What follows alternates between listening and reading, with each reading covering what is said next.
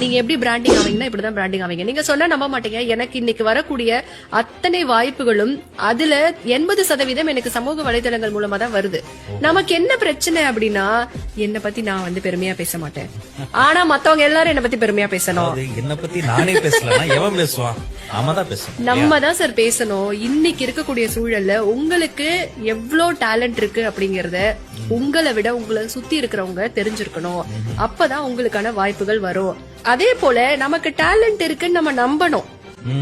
இன்னைக்கு நிறைய பேர் நம்ம அதை பண்றது இல்ல. நீங்க பாருங்க, நல்லா பாடுவாங்க.